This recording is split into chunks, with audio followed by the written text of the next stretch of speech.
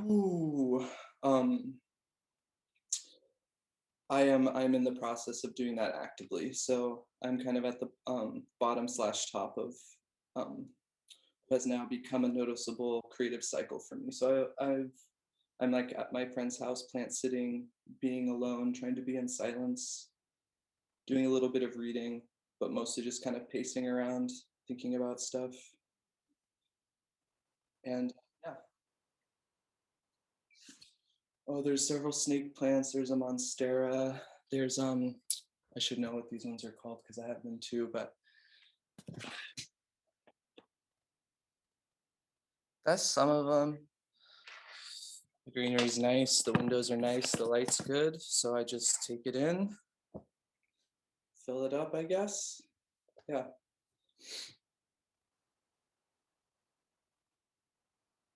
I just did that. I just did my first social distance bar show in Texas, and it was a way, it was a way better turnout than I thought. It was pretty intense. It was pretty. I'm just like trying to take notes on like what I can do to improve like my music, and like now I have like some reassurance of like the energy behind the music, So I'm just kind of still working on my sound and just kind of focusing on business ventures that has to do with like the band. And I also got these new minaret crew necks that were made just for us in Austin that we made. They're green. They're green.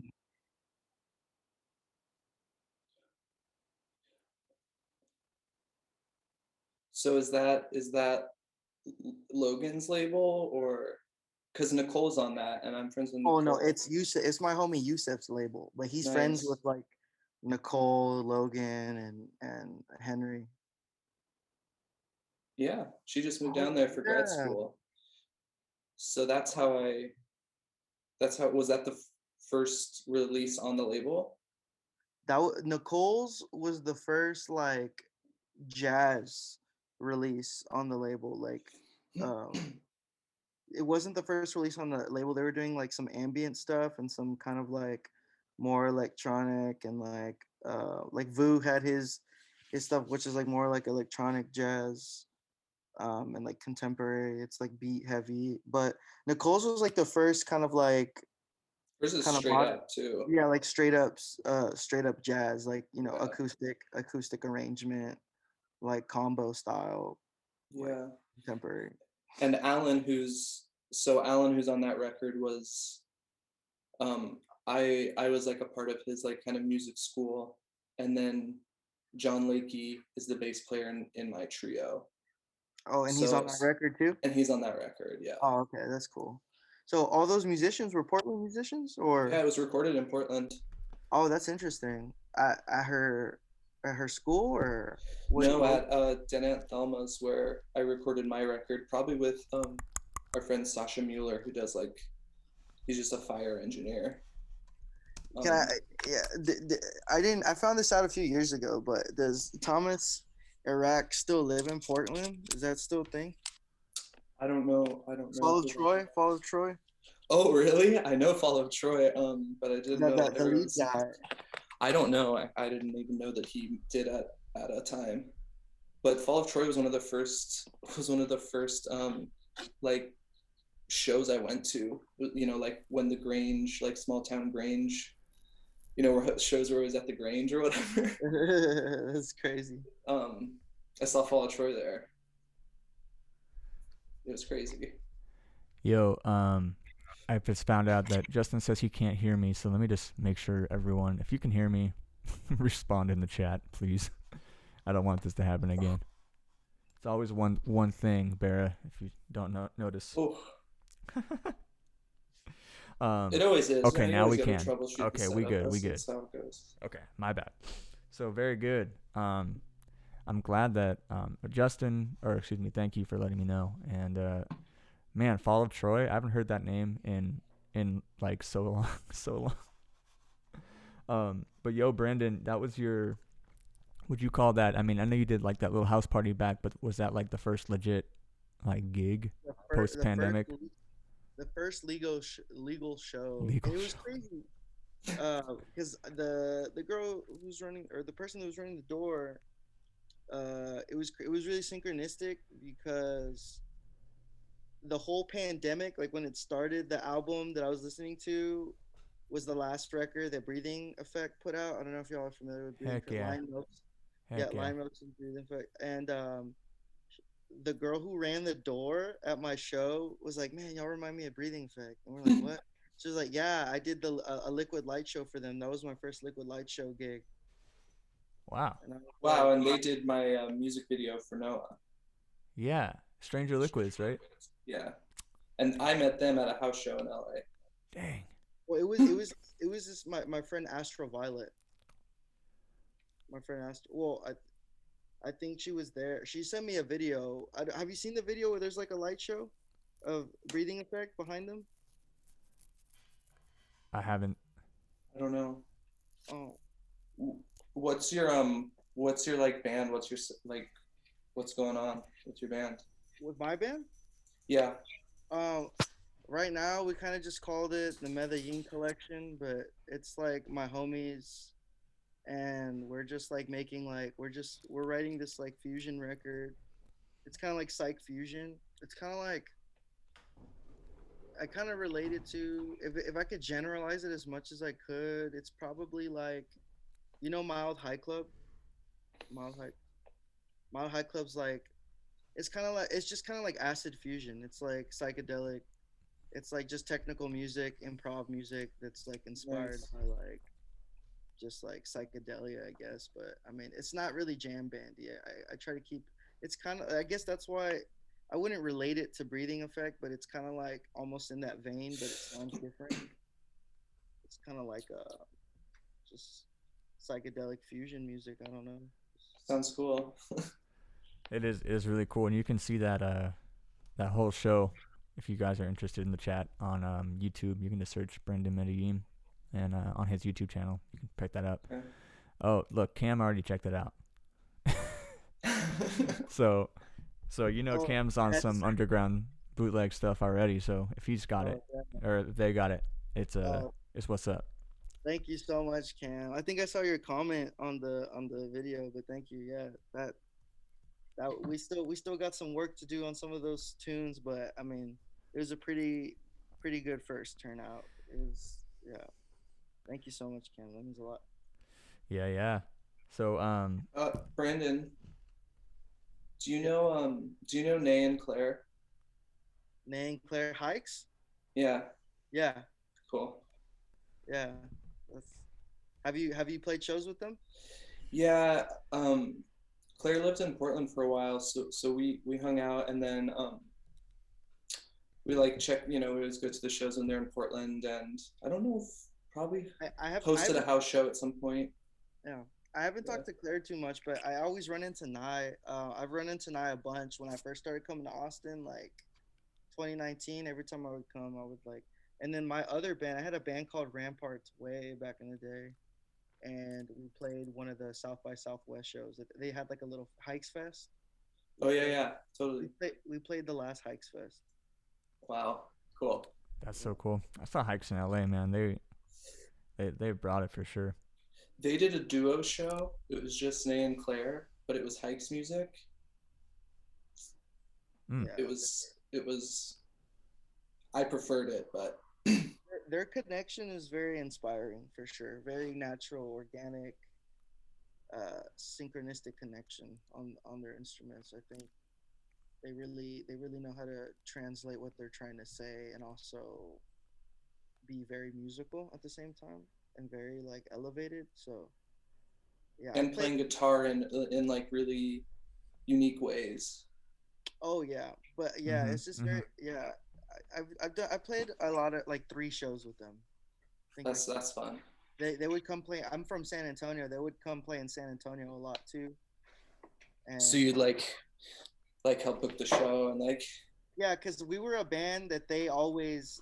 My band Ramparts was like it was another like kind of like mathy like fusion band. It was more mathy and prog, but it was like psych prog or whatever, and they always hit us up for the San Antonio shows because we were like the only band that could like match that energy.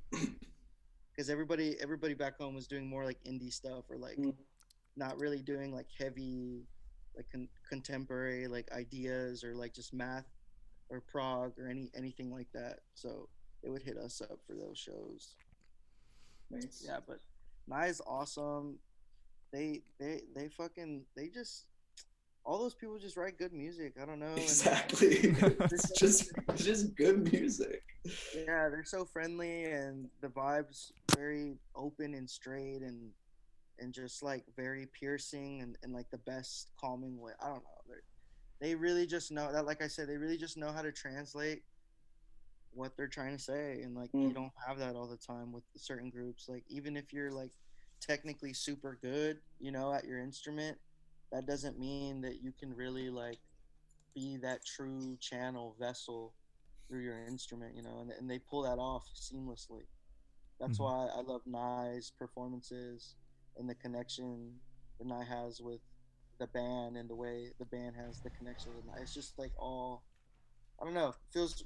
I was really surprised when they came up to me like um, with an open heart, open spirit about like how that how they felt about our music. It was really awesome. It really I've always just had a natural connection with those guys. Really mm. great spirited people. I love it. I love it. So much love from them. Having a panic over here. My computer might die. I'm like I'm like uh I'm like geeking out on the lavender oil right now. I'm just I like know I kind of want like a little. Oh, you know what? Actually, I have these bubbles. Let's see what they smell like. Ooh, the bubs. Also lavender. So yeah. I can kind of join you. That's what I was gonna say. I could tell from I need to get that soap. Is that soap? That's soap, right? That soap. It's kids bubble bath. Oh wow, Lavender. it's a fancy brand. Is fancy. Let's see what kind of. Let's see if it has all of the like all the trigger words on it here. Eh, Beauty. Oh, here we go. Vegan, biodegradable, no Oh, animal testing, oh, no parabens, oh. no synthetic fragrance, no mineral oil, no synthetic dyes. Well, it makes the cut for me. yeah. Man, they no endorsement here. Just love, for the lavender scents on the drum stream. I did get a lavender kid. I was kind of up in my toxic fascination with lavender. I just bought a lavender drum set. I was like, I'm just gonna go all the way for it. Scents, colors. Dang. Yeah, I do want to get a purple. I do want to make my room purple somehow. I don't know, or lavender, not purple. Lavender. It's different, right? You can definitely, maybe you should buy some lavender paint, throw some lavender oils in that paint, and then just like chuck it all up over the room. I don't know if that paint would smell good with your lavender oil, but it's worth a shot. I gotta get vegan paint though. Vegan Exactly. paint. Dang. It's got to be more than that. It's got to have like 10 of them on. I mean, paint is probably vegan. These are all synthetic chemicals. Yeah. Dang, As long as y'all. there's no lead, I guess. Yeah. No Well, way. well, hey, let's keep this train moving, and let's talk about a little bit of the drum news, y'all.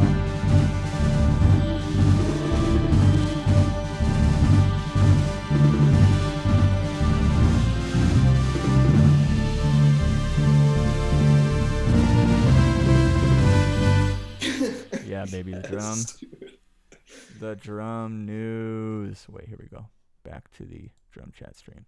All right, y'all. So, I was digging up some of the best drum news this morning, and came up. There's not quite too much crazy stuff going on, but I thought this was pretty interesting. The DW Custom Shop introduces the Purple Core drum shell technologies. That's a type of a hybrid shell to expands their sonically customizable shell.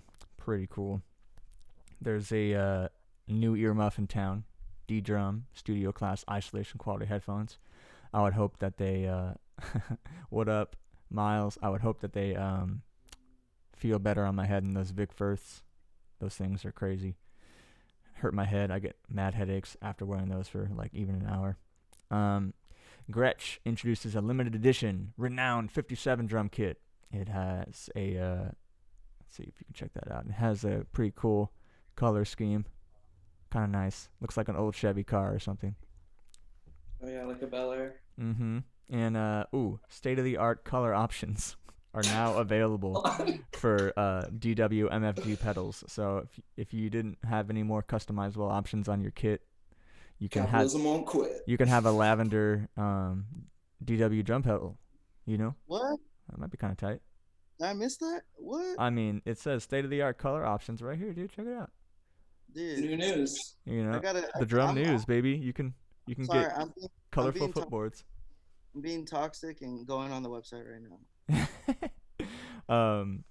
I always Gotta thought have that new technology. yeah, this thing is so funny that on December 1st, Tommy Lee is now rocking his own signature cowbell, and the last thing that Tommy Lee needs is a cowbell, but you can get a Tommy Lee collect the bell.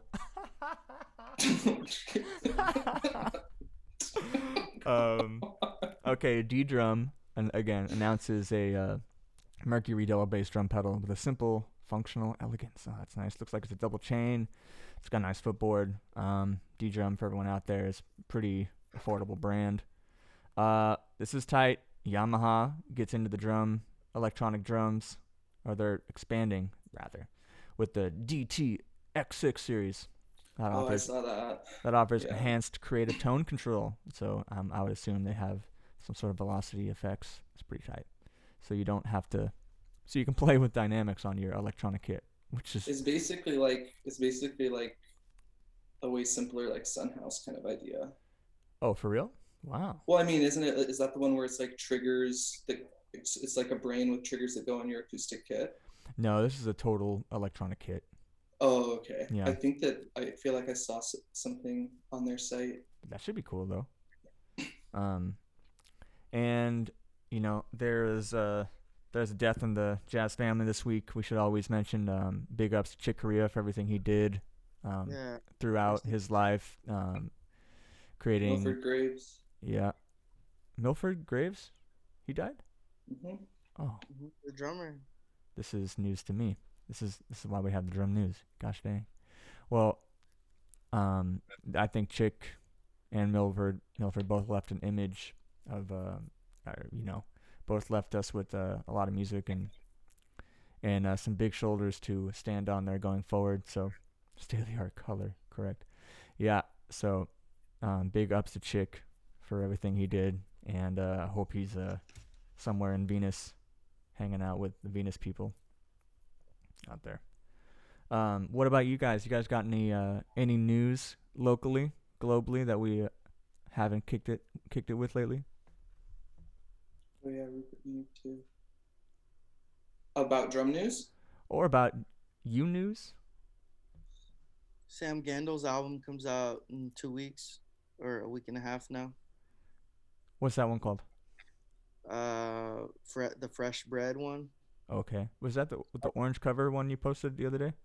That was a single called Okay. Sustain. The one before that was Eternal Loop. I don't remember Sustain being on. I don't know. Did you ever do the Fresh Bread Bandcamp purchase? Did you do that? So Sam Gendel did like a whole so for like 60 days he was posting a song a day on this Bandcamp that you would pay for access. Oh wow. It was called Fresh Bread. And now they're leaving records, turning it into an actual like vinyl release. So I'm not really sure if it's gonna have all the tunes, or if it's gonna be different tunes that we don't know about. But yeah, it comes out in 2 weeks. I don't know if it's all the 60 tunes. I'm not sure. Wow, it Well, has to be a multiple vinyl release, or like Yeah, 4 or something. yeah. Bandcamp is doing vinyl now too. No way. Hmm. Wow, this is great news. I know the I only didn't know that. there was That's crazy. the only record spot that I knew was Rainbow Records down here in L.A. And Cascade Records in Portland, yeah, Brave Dog in Portland. heck yeah, They do records as well, short run. that's good. Atomic Disc in Salem, Oregon, they do short run as well. It's hard to They find just people started. that can do short run vinyl. I don't know why, because who's buying 1,000 if you're not a big seller, And you're not. No, no. know. There's only like that. But good one. Mm, Well, sick. I wish I had more news this week, but that's pretty much all I can muster up. So I gotta look into that. I'm pressing my first vinyl ever this year. Nice. Yeah. Um, I don't think Cascade does short run, but there are, it seems like, several places that do that these days. it's also nice to have the label that'll cover those costs too if you can grab them. I know a good record label out there, like a funk label, Coal Mine, likes to press all their stuff to vinyl, and that's really good for them to get on labels like that or similar adjacent labels like that. Well, with that said, we have a new segment this week for everyone in the chat. It's called In the Moment with Brandon.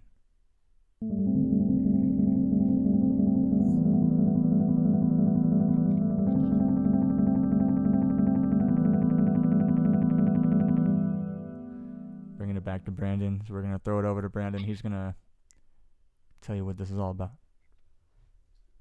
So I wanted to start a segment that we could talk about, like, well, I kind of noticed with the greenery and just, I guess, the overall energy that you bring to the stream. Like, I'm kind of just like trying to talk about consciousness and how that relates to music or maybe meditation, or like how all that, maybe conscious awareness can come back to, like, how we choose to use music, or how we incorporate that in our daily lives. So this is kind of like the first time we're trying it, but yeah. So that's what this segment's about.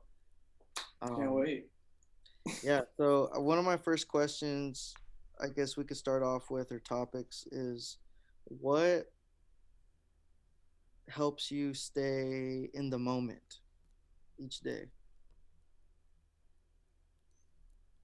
I, sup- I suppose the creative process. Um, that's a good question.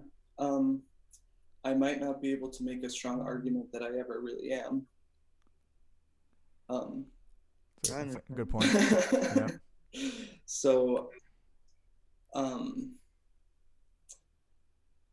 but yeah, I've been trying to bring myself back to my breath and be more conscious of like how and where and why I hold like tension in my body, Hmm. and like when it gets worse and when it doesn't, and then what I need to do, which is like take a lot of baths, which is why I have fancy bubble bath stuff.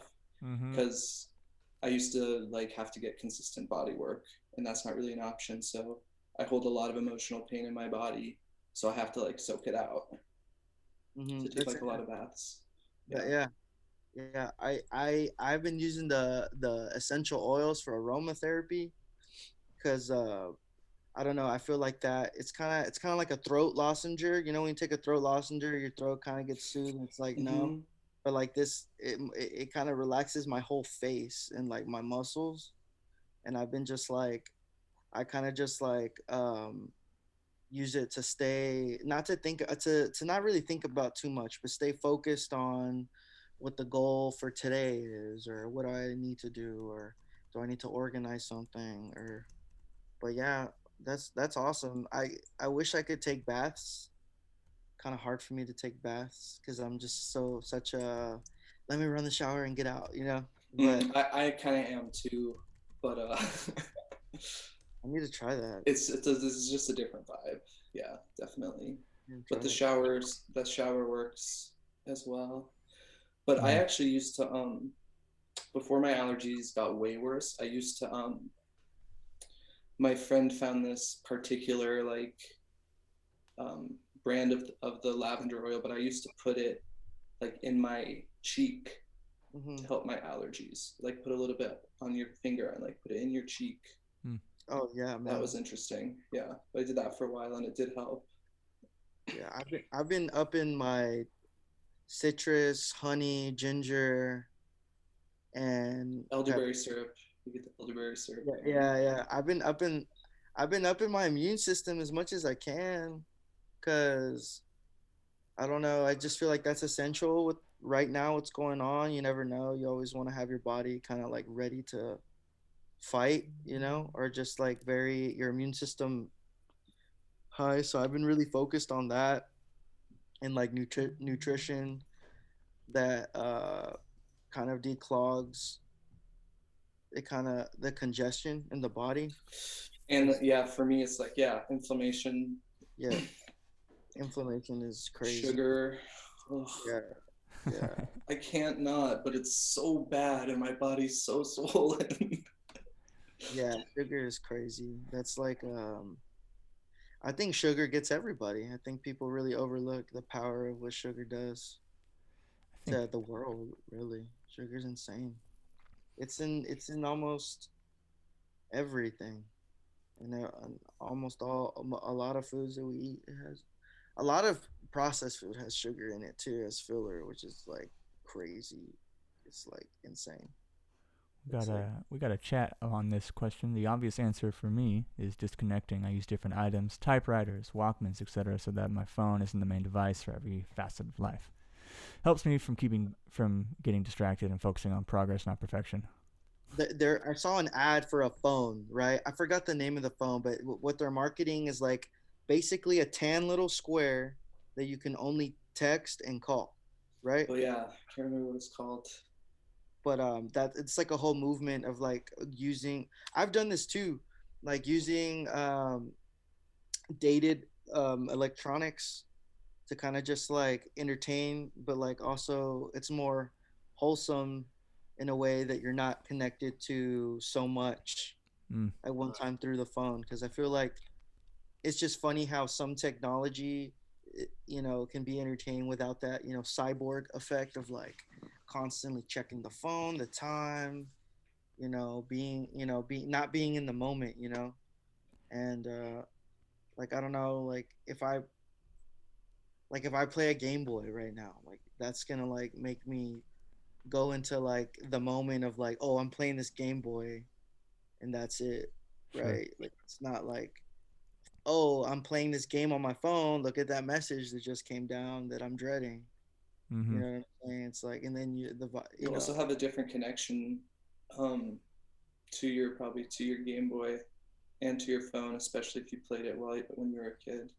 yeah, it's like a more wholesome kind of like nostalgic trip. Also, yeah, but I also feel like nostalgia is great too because especially right now because that could be a segue towards like just like joy or hope Mm-hmm. or Mm-hmm.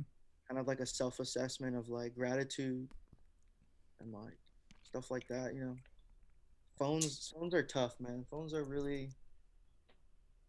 really weird right now. So I'm like looking at my phone like, oh, let me throw this away over there. Well, I feel like it's yeah, it's kind of like it's its own like other vice and other addiction that um like other drugs could or have taken the place of almost. I mean, I think Like drugs and technology can serve you until they're not and they're taking up all of your time and your space and Yep. then they don't serve you anymore.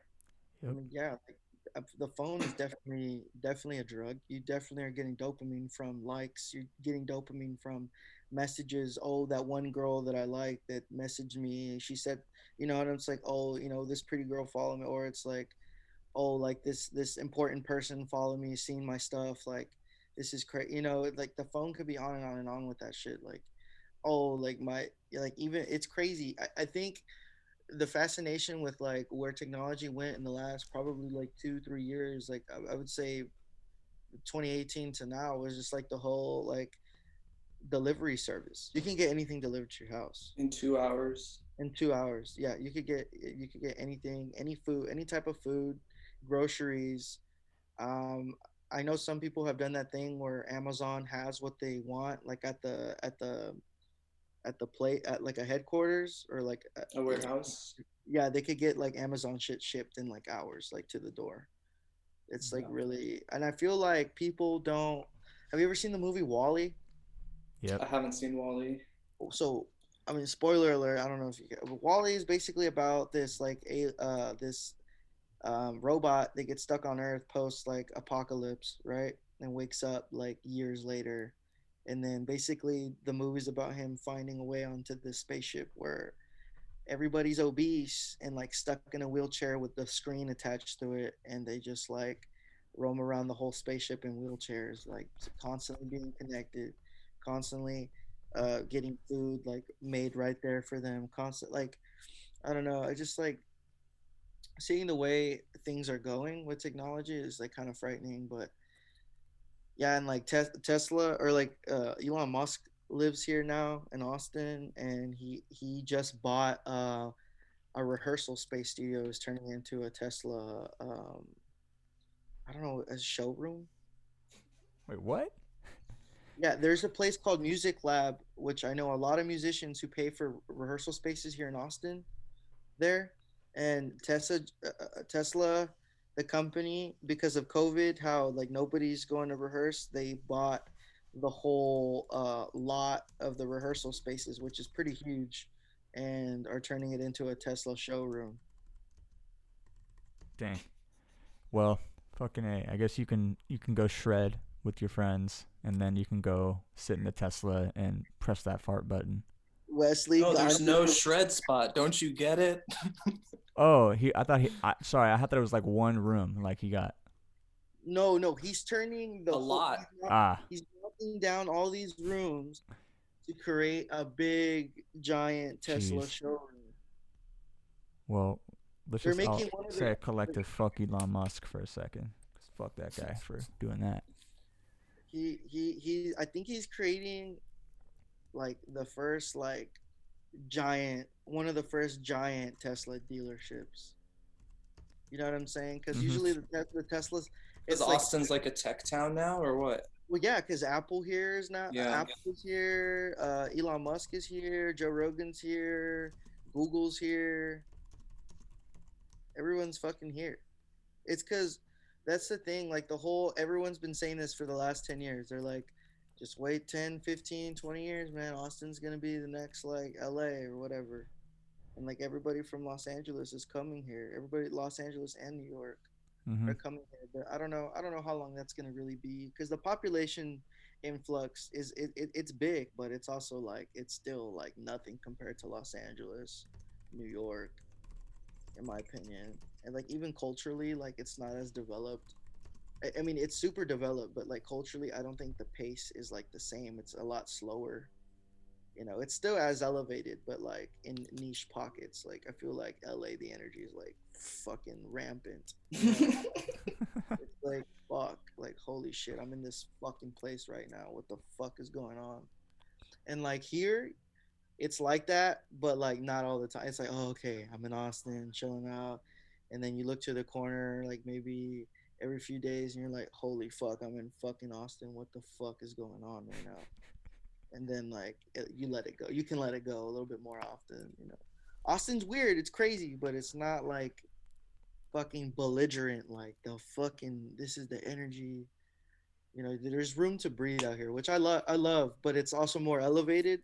So it's like, from where I'm from, San Antonio, it's like I was like on some elevated shit, like trying to make like super like super crazy contemporary music, right? That I like or whatever, like fusion music, just crazy whatever music. And like growing up there, it's like only like a certain percentage of the people were ready, right? And then I moved to Austin, and it's like okay, everyone's kind of fucking ready for what I have to say because the culture is kind of like here it's a little bit more elevated in terms of like stimulus. There's a lot, you know, people are processing a lot more gnarlier shit at one time here. I feel like, but like, I don't know. Even here, man, I think my pay, like I feel like I belong in LA, or I should be starting to work in LA soon. Like once this pandemic's over. I mean, I'm trying to go to LA this summer. Like I don't know. Hey, you're Playing a coming to LA concert. this summer, dude. We're doing Drum Stream live. At Drum my, stream live, at my social house. distance, or yeah, and then we got to do. I want to do a social distance generator show at a park. Yeah. Generator I don't show. know.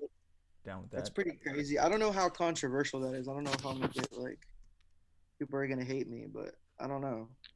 It's for I'm shit. I don't know. The drum stream. Maybe we can ask Elon to build us a drum stream headquarters in Austin. That's probably a good idea. Give us a drum stream headquarters with like bubbles for people to be socially distanced, please. Okay. We'll Well. just do that. Well, heck yeah. That was a good segment, bro. Let's let's keep that going and give big ups to Brandon for pitching the new seg today. That was killing. Yeah. So let's wait. Oh, hold on. What do I have here? I have some. This is for you, Brandon. Here it comes. Whoops. Wrong one. Wrong one. I meant to push this one. But the music's tight. There it goes. Yeah. In the moment with Brandon.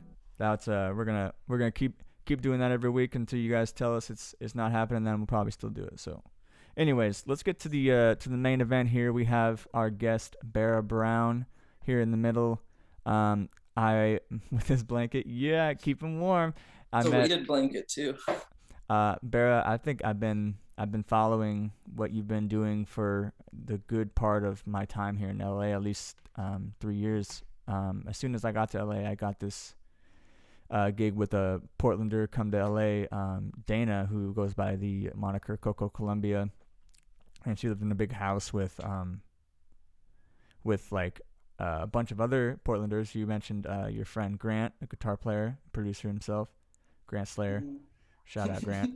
And actually, I was I failed to mention this when we did our little pre-production call yesterday, but I remember at one point I had gotten a new water bottle, and I asked the Instagram network if anyone would send me stickers. Oh. And you sent me some Corgi and bass stickers. I did. and that's when I knew. Did they make it on the fridge or what? No, they made it on my water bottle, but I had since lost that water bottle. It was so I need some new Corgi and bass stickers, or maybe some new Barra Brown stickers. But if you're not familiar with Barra's work, Barra is a very accomplished multi-instrumentalist, composer, producer. Goes by his own solo name, Barra Brown, but also his in this great duo, Corgi and Bass. Has released jazz records on Portland Jazz PJCE, which is Portland Jazz on what's that called? Oh, Portland Jazz Composers Ensemble. That's the one, Portland Jazz Composers Ensemble. He has some quintet and trio music on that label. And don't let him get it past you, but he's sold more CDs than anyone on that label. So it's one to check out. What up? Weighted blankets are a blessing. I totally agree. Chocolate Rain, what up, Saul? So Barra, I'd love to kind of get into what and let everyone on our listeners here know kind of what you're about, what you and how you came to music. You mentioned yesterday that you were a self-taught drummer, which is you fooled me. I mean, not that that's any different than not getting lessons, but you're a very accomplished drummer and you're a very accomplished composer in your own right. So how can you tell us how you came to music and give us your story, man? We'd love to hear it. Okay. Yeah. Well, thanks for having me on and saying all those nice things. Yeah, so I think like we were talking about yesterday, I think I started playing flute and drums kind of around the same time in middle school. And I think my parents just kind of, got us a drum set that they saw at a thrift shop because it was me and my two brothers. I think it was like something for us to do because we lived kind of out in the boonies. in like Southern Oregon and like didn't have internet or um, depending on the time in my life, the younger time, like no running water, kind of a no electricity situation. Um, but anyway, so we got the drum set and I started like middle school band, started taking flute lessons in high school and was like playing drums in the like pep band, Uh-huh. like basketball and football games. And then I came up to Portland and went to start college and kind of went in as a composition major, but was also like had been like in the state solo and ensemble competitions on like on flute. Didn't vibe with the composition teacher, so I did like a flute major. But because it was a liberal arts kind of vibe, I was also drumming in the jazz combos, so I had an opportunity to write and be really crappy at drumming for a while doing like a more classical major. Did you have any mentors on the drum set? Well, like Alan Jones was kind of like a mentor. He's on Nicole's record, but he has Very cool. his like school. He does a lot of private lessons, but his kind of AJM is what it's called. Was like an ensemble based kind of like coaching. So he would um, be like, here are all the like college kids or whatever, high school kids, and here's like kind of what they want to do, and here's like the time slot that most people can do, and he would like set up a band. Okay. So I had kind of my first band through that after he was like, basically the challenge was to write a song a week That's great. for our band, and I actually did it, and I did it for a long time.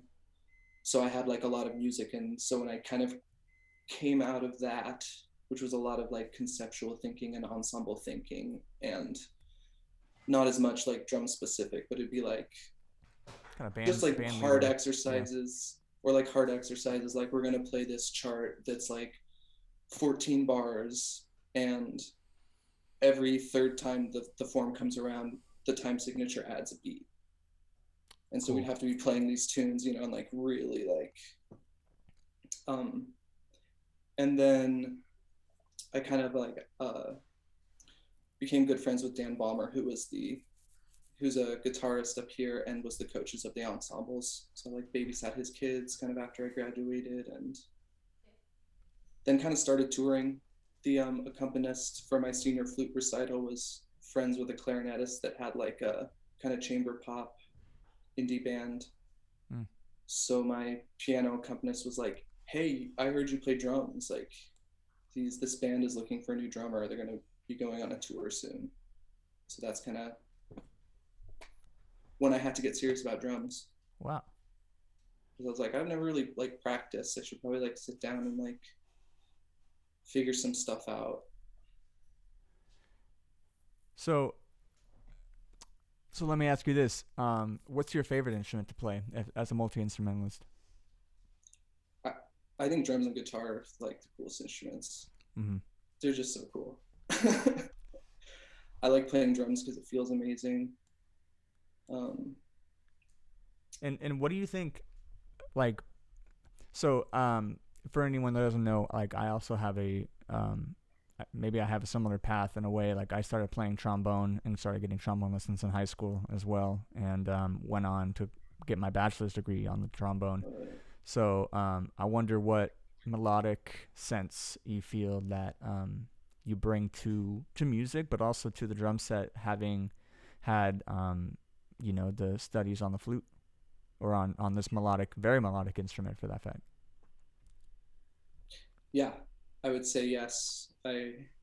Those things are all like for me like very present and very noticeable, and also deliberate in how I approach writing my music and playing the drums, because I've spent so long like just playing melodies. Like if you're the flute player pretty much in an orchestra or a wind ensemble, which is going to be the only places you're going to be a flute player unless you're a virtuoso, you're playing the melodies every single time. Yeah. So or the trio section. Don't forget the trio. the trio, The marches. I never had to march. That That's was good. like, Well, yeah, you played your fair share of marches, I'm sure, though, in like a concert band totally. setting or something. Yeah, on piccolo and stuff. Yeah. Yeah. Did you ever? What I'm thinking, like, I feel like every, there has to be some sort of rite of passage on the flute to play the trio section from, Stars and Stripes Forever. Is that something you've done before? I have done that. Have or Yes, have not? I Sorry. have. Okay. And so that was probably like maybe the first time I had to memorize something Ah. on flute, and it's still something that's really hard for me. Like I can memorize stuff. I can memorize songs that I play on the drums. I can memorize stuff on piano pretty much if I can see my hands. Mm-hmm. Like I can memorize it. But for some reason it's so abstract that it was just like the hardest thing for me to, it's that thing about like reading and listening. It's like when there's so much stuff on the page Sure. and you're not like just listening to your like solo track like over and over and actually like learning the piece. Mm-hmm. You're just like you're reading it, and I don't know, it's just like it felt so abstract to like memorize it for me, but I don't have that struggle on other instruments.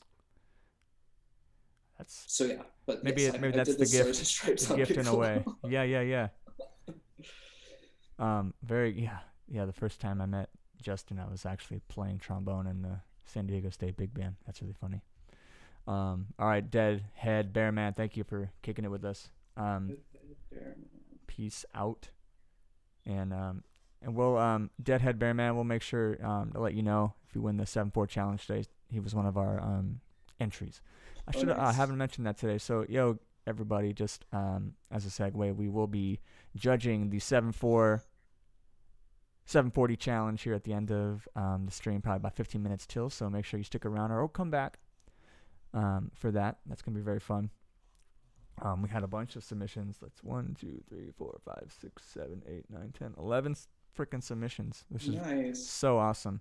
The winner does win some of the cost. I think I have the weekly challenge form up here. The 3D printed. I found mine. Yeah. mine, Matt. I just found it. Yeah. Well, you got him? I remember your video, bro. We're just shaking them like this. What the heck do I do with these kind of look? Yeah, dude. I'll give you a lesson. Yeah, one show day. us. Yeah, where's your cost? Do you have any of these, Barra? No. Can you tell us about where they they originate from, where they come from? Yeah, The vibe is? the Coscos have so many different names because everyone claims to have invented them, but I would completely 99% confirm that they're from Africa and they come from Ghana. They're typically the oranges. They're typically like fidget spinners for children, in Africa, where you hear a kid go play with your friends, and it's not uncommon to see kids walking down the street playing these and singing songs. I found someone really when I was maybe in my early 20s when I saw someone play these, and I was totally mesmerized just by the rhythms that you have, the clack, the clack, the clack, clack, clack. There's a really good video around there that makes its rounds every couple months, and it's Salu on the Coscos, and it's this incredible player that just looks like it's just toys to him, and he's doing amazing stuff with that, playing the Coscos off bottles, making different sounds with his mouth, and saying, I don't know, really interacting with these with his whole body. Anyway, and I found 3D printing to be very fun as well. So when I graduated Cal Arts, because I have like 5 or 6 pairs of Coscos, just different varieties: wood, gourd, plastic, and I think that's it actually. But different kinds. Oh, I have some cork ones too, which are like my practice Coscos. And yeah, so as when I would bring them out, everyone would want to play them. So a kind of light bulb went off in my head. It's like, man, if I can put these in people's hands, then I want, because every time I give them specifically to like a percussionist or a drummer or someone that has inherent rhythm, but not always. Someone, even like percussionists might go about it a different way, whereas Joe Schmo might have a different interpretation of how to play, which I think was great to have. So as soon as I got the 3D printers, that was the first thing I printed, and the rest is history. I really love putting them in the hands of people that want to learn, and they're music in your pocket. I found this other guy named Hal Walker, who's, if you're on TikTok, he goes by Bonacula, and he has this really funny TikTok channel, but he plays this other instrument that's probably more noticeable called the can, which is like a series of bamboo flutes, kind of harmonica-y kind of thing. And he was one of the first videos that I watched, like learning how to play these. And so it's gone full circle with me because he's actually bought some of my Coscos before. Nice. So yeah, super cool for me to it's like a humble flex right there. But so yeah, that's the Coscos. If you win the 7-4 challenge, you can win a set of Coscos. And Brandon's got his pair right there. Barra, we might have to get you a pair here one of these days. I gotta get a pair. Sure. I'll get a pair. Yeah, and if in case anyone does want a pair and they're not gonna enter the 7-4 challenge or anything like that, I do have an Etsy shop that's available on my Instagram, which is Matthew Elton Smith. With that said, we're just about to round out the hour here, so let me have one more plea with everybody here as we talk about Crank our snares. Yeah. Barra's never seen that before. Yeah, cranking our snares. We do accept donations here on the drum stream. You can find our donation tab on the About section in our Twitch page. And all donations go straight to the stream, making sure we keep the lights on. Our subscriptions are current. We're going to come out with a website here in the next month, which we're feverishly designing at the moment. So all donations go to the stream. Help us keep the lights on here, y'all. So we haven't had any donations today. If you do have a donation, it'll pop up here on the screen, and I'll give you a big old shout out here too. Help us keep the lights on in fucking Austin, man. Yeah, help us keep Brandon's house warm. Literally. I mean, I'm lucky, man. All my friends are like, still no power. I'm like, damn. God damn, dude, that's insane. My neighbors asked for water. Everybody's fucking pipes froze. My landlord was like, we're going to cover the pipes so it doesn't fuck up. And I'm like, all right, cool. Dang. And man, I really didn't even realize what the fuck, how important that was, because probably 3 out of 5 friends right now have either no power or no water right now. You know what's crazy is just to segue a little bit. I heard that they're asking everyone to keep their thermostats at 68 degrees in Texas, which is crazy because when we're out here in California, they ask you to keep it at 78. You know, like to like 78 too when there's no fucking snow.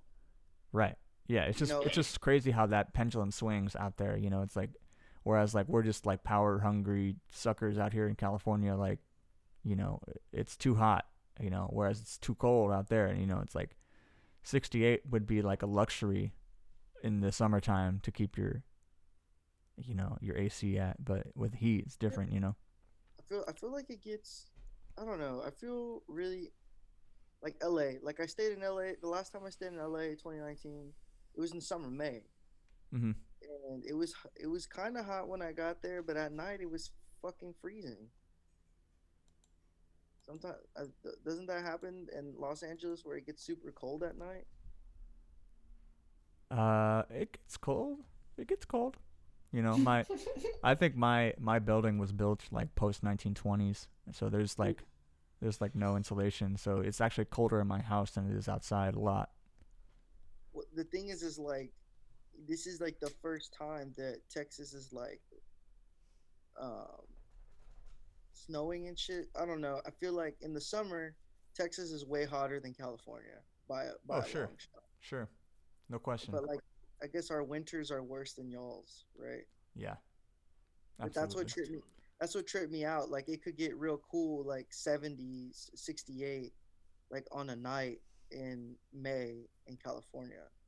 And Sure. like you in Texas, it's like it's either super hot and dry or hot and humid, man. It's fucked up over Damn.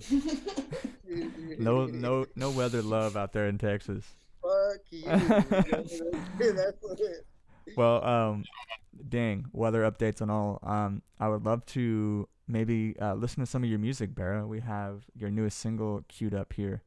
For everyone in the chat, if they're interested in checking out Barra Brown's music, you can here. Let me bring this up. You can go to his Bandcamp, which is let me put the chat out of here real quick, which is barrabrown.bandcamp.com, and you can see all of his music.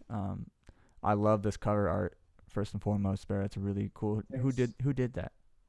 I did it. One man job. Love it. So, and let's listen to this single here, which has a great music video. And is this Stranger Liquids that did the background? Yeah. So they Liam filmed, like, basically did like a bunch of 4K takes like to the song live, and then we edited it on Discord together. Oh, cool. Yeah. Okay, well this is Barra Brown's newest single entitled Noah. Here it comes. Eventually.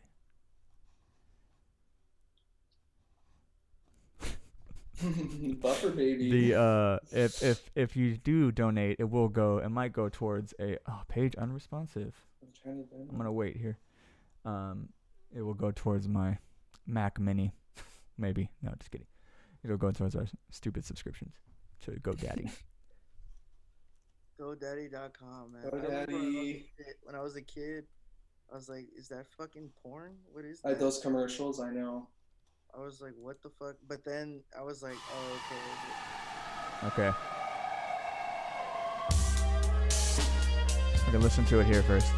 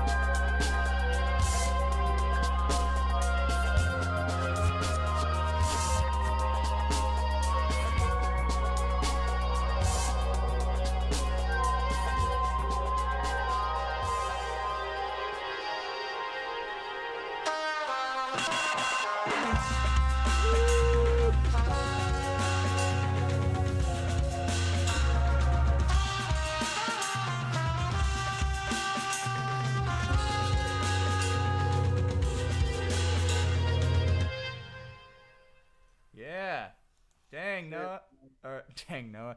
Dang, Barra. Super sick. Thank you. Man, can you tell me? Let me close the Chrome here. Open the chat back up. We got a lot of love from Cam. So fucking rad. Heck yeah. I also got a text from my Thanks, from my guy Eric Ebar's Club, who's in the chat as well. He said, "Damn, this is sick. I'm gonna do a late night radio show for Fridays at Ebar's. That's his thing, Ebar, and he's gonna stream this one. Super sick." Oh, thank you, Ivar. Yeah. Oh yeah. So dang. So I'm curious. I'm always curious to know, like, as a composer, like, how did you write this? Like, what came first? Yeah, so this whole album's pretty pieced together because it started like a little bit before the pandemic with like wanting to co-write with like all of these like kind of like people in the like Portland jazz scene that were doing not just like straight ahead stuff that I played like a bunch of gigs with but never written with. So I'd like invite people to my house like to do one session and then kind of had what I had, and then the pandemic hit, so then it was more email. But basically on that one, Noah came over. He was like, all right, I can't remember if it was 1 or 2 hours. So he's like, okay, I got three little like things, and that was the intro, which was like the just that climbing thing. Okay. And so I had that, and then the melody. And so I made the whole song. I think when he was over, it was just, I had the drums and maybe that bass line, but maybe not, because Noah like already had that melody actually. And so there might have been nothing except for the drums. So who is Noah? Noah Simpson is a trumpet player in Portland. Got it. Okay. Yeah. And that's not the trumpet player. Well, corgi and bass is like there's trumpet in that too Cyrus. as well. Cyrus. Okay, that's different. We've done a couple records. Got it. Yeah. He lives in Portland again now too. You know, it's funny. You know what I was listening to right before this stream? I don't know if you know John Hassel? Who that?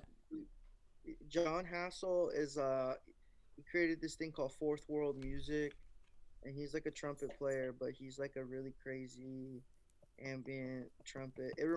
That tune reminded me a lot of John Hassel in a way. It's like really kind of like contemporary, like just like it's like, I don't know, like space jazz.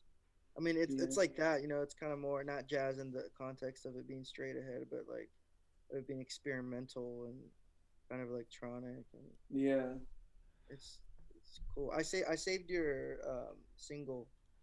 So that album hasn't come out yet, or has it? Comes out on March 5th. So Noah was the third single from that. Yeah, very cool. And so basically that whole bridge section didn't exist for like a year, and it was just like that intro and melody, and I was like super stuck. And so then there was a bit of a breakthrough having that section, but I made a video about how I did the drums there, but I recycled like all that stuff from the intro in the drums and the trumpet to create the bridge. Yeah, I watched that video. It's pretty it's really cool, like how I feel like with this track, and correct me if I'm wrong, that you're doing a lot with a little, Exactly. I'm reusing it's kind of like those like things. I was thinking about that because it's things that annoyed me when I took like whatever classes I was taking in college, where they'd be like, oh, here's like a compositional tip, like invert your melody, or like all these ways that I actually do sometimes use. But that one was interesting because it was like, if I base it around using the same material and then basically highlighting the bridge by making a new sonic scape and using the same drums, but basically using one plugin on those drums to like create a new world. That's like it. Right. You used a lot of also like tape effects too, and a tape machine, I should have said. Yeah. Can you maybe expand on that? Like, how has the tape machine shaped, or how long have you had that, or has that always been a tool in your box for recording? No. I got that maybe I guess 2 maybe a half a years ago. But actually, a lot of the breaks that are on this album were some of like the first ones that I recorded when I was like experimenting with the tape machine. So like those intro drums and bridge drums are from the tape. And so a technique I really like to use is like, and this was like a little bit more, it came before, but if I knew what the tempo of the track was and what I want to do, I record to the tape machine at half speed, so it's like super accurate, and then I bounce it out at double speed, and that gets it to the tempo of the track. Whoa. But it sounds like ting, ting, ting, ting, ting, ting. Yeah. So then you pitch it down to like however you want the drums to kind of sound. In your sound DAW. cool in your DAW, and they sound cool like the whole way down. Wow, that's interesting. And then I go from there, and then like in the case of Noah, in the chorus, it's that break, like with the toms and stuff, was a tape break that I then learned. So like sometimes I'll like make the breaks, or I'll improvise for a long time and bounce it. Sure. And then like learn the chops basically. Man, you should listen to my record. I made a record on a 4-track, but it's like an overdub jazz trio, it's like keyboard, keys, bass, drums, but so the first and last track were live at my homie's house, and then everything in between was I did like random improvisational takes, and then me and my friend wrote keys and bass over it, and then we would switch instruments here and there on some tunes. That came out like 2018 or 2019. But yeah, it's interesting that you do the tape thing too, right? It's fun, right? Like to record drums on tape. It's like a different thing. Barra, are you with us? Are you back there? Barra texted me, he said his power went off, so I think he's rejoining the Zoom here. Looks like his sound is off. Oh, here he is. And Barra, what just need to... I missed there you power are. went out, and I'm connected to like Let's see. Barra, are you there? There you are. I see now. I'm just on the like shitty like Xfinity one. Oh, dang. Okay. That's all good. So we had a question from from Caleb here. Brandon, are you talking about your inner alignment project? Yeah, that one. Inner alignment. Caleb's on it. Yeah, Caleb. Yeah. Thank you, man. We got some fans out here. Well, cool. So this is your solo project, right? And this is something that's I would say your newest session, newest endeavor, Barra? Maybe. Well, why we? It's kind of like the first thing that's not like writing for or like with a band. Sure. Am I still on the bad connection? It's a little patchy. But in the meantime, maybe Barra, you get all that happening really quick. Oh, are we there? I wanted to bring up one of maybe play something. Yeah, I was gonna bring up maybe play something from Barra here that this is the Barra Brown Trio. This is very cool. Let's check this out.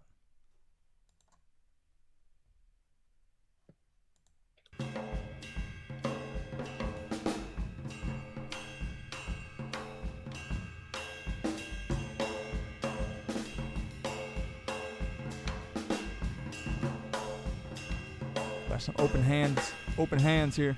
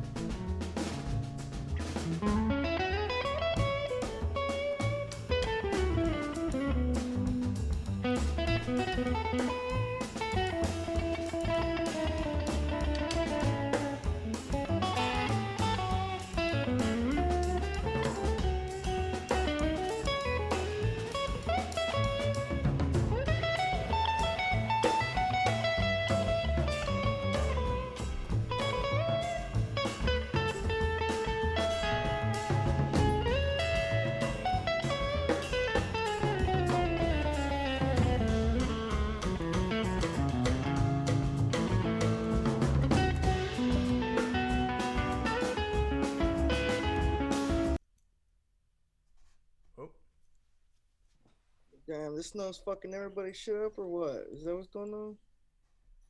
Yeah. Well, everyone, for once, if that wants to check that out, that's the Bear Brown Trio. That's down at Buckskin Lake. I love this vibe. This is super like Julian Lage trio stuff. I was gonna ask Barra. Barra's fighting his power at the moment. So we're gonna wait for him to get back on here. But with that said, I really like this. You can find more of Barra's stuff. He has a huge playlist down here. The Barra Brown Trio. That's live at Buckskin Lake. This is why don't we take a listen a little bit to this great set that you did, Brandon, real quick, because I had this queued up and I wanted to Barra's back. Gosh darn it. We're gonna have to try that another day. But that would be tight to check that out in a sec. Hey, Brandon, do you have this time stamped by chance? No, but okay. Let me. I'll tell you when. Let me give you. Let me give you a good. Give me 1 second. I'll give you. Yeah, give me a time. We'll check this out. What up, Barra? What's up? You're back, baby. I'm back. Dang, that was good. That was you had us sweating for a second. No, I'm kidding. We knew you'd come back. Question for Matt and Barra. What are some advantages and obstacles of a leader of your own trio as drummers? Well, Brandon, you're a leader too, so this is to you as well. What are some advantages and obstacles as a leader?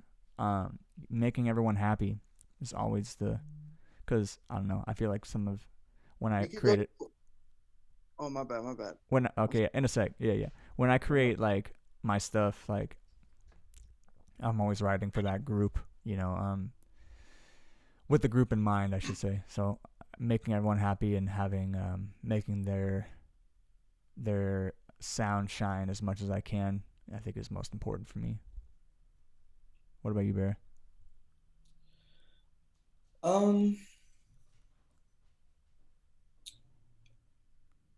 Yeah, I feel like the challenges are not like musical in any way.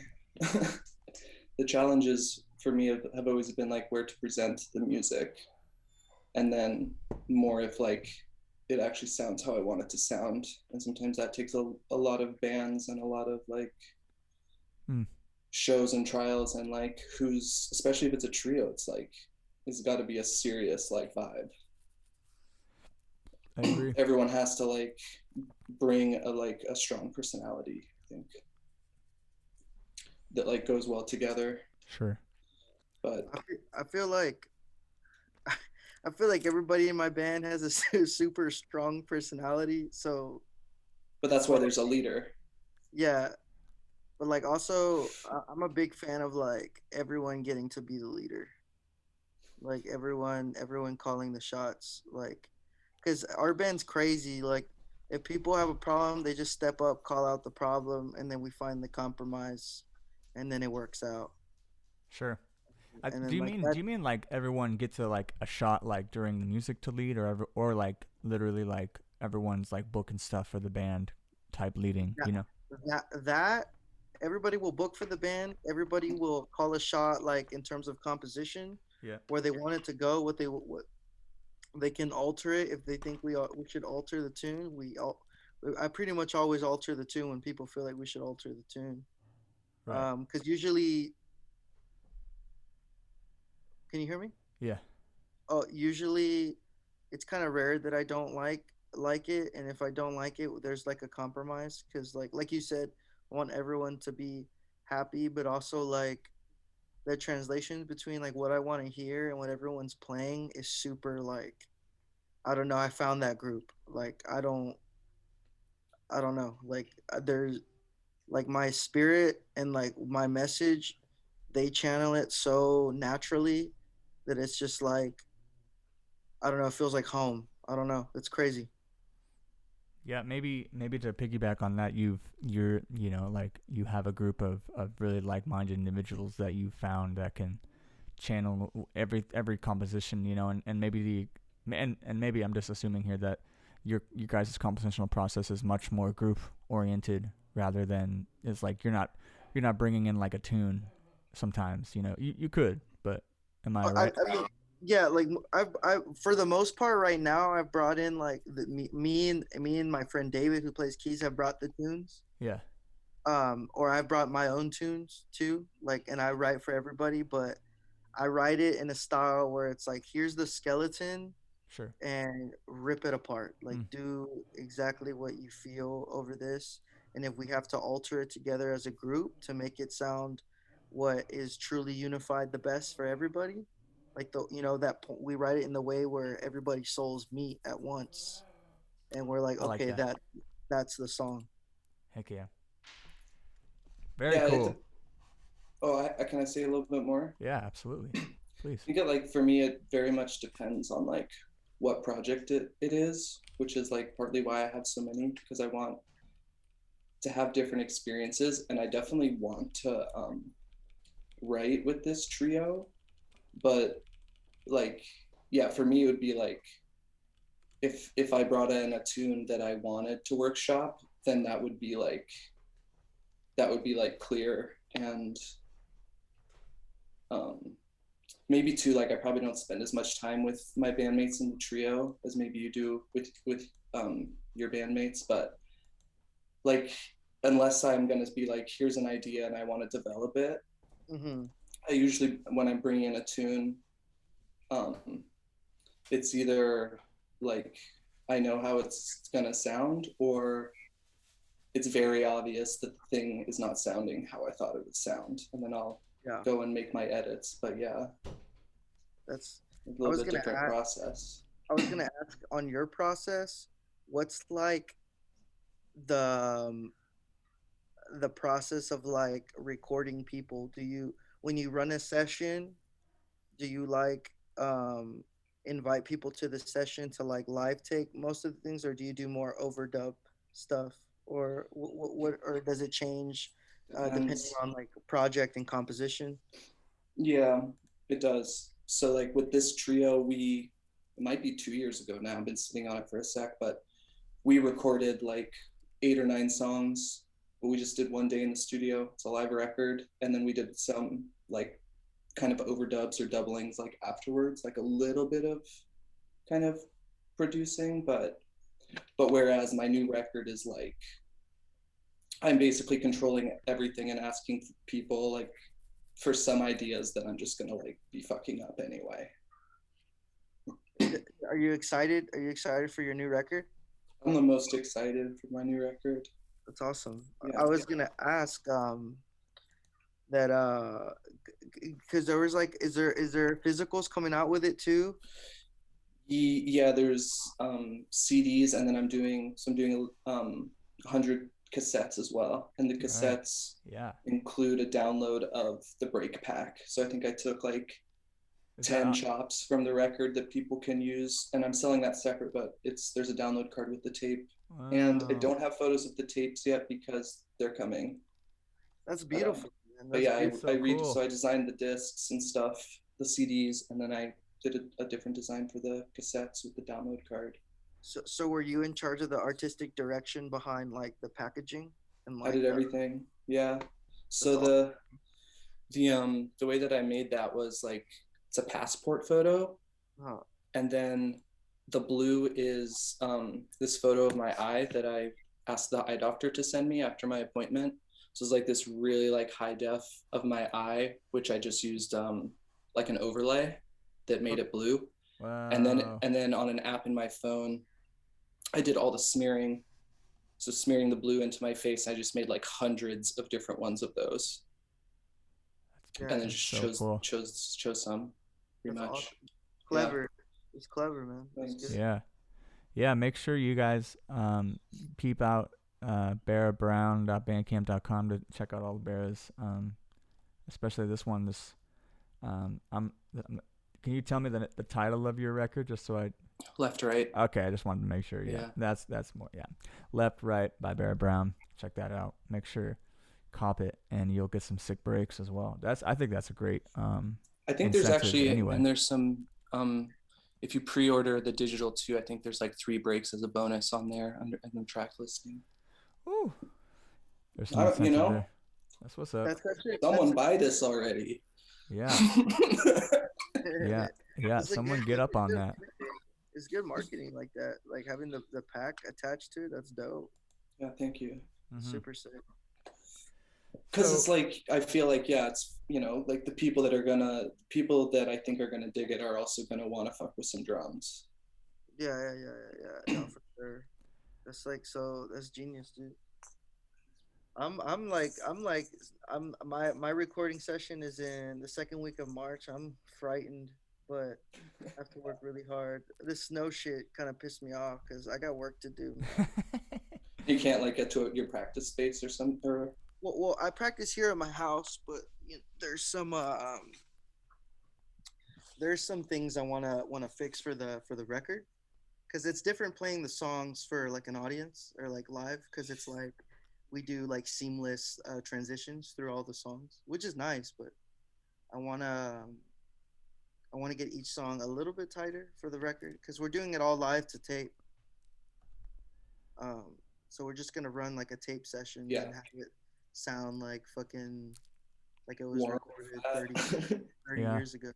you got to get it right too, especially Not if they're even all 30 live to years, tape, man. 40. Yeah. Are you gonna do any overdubs or no?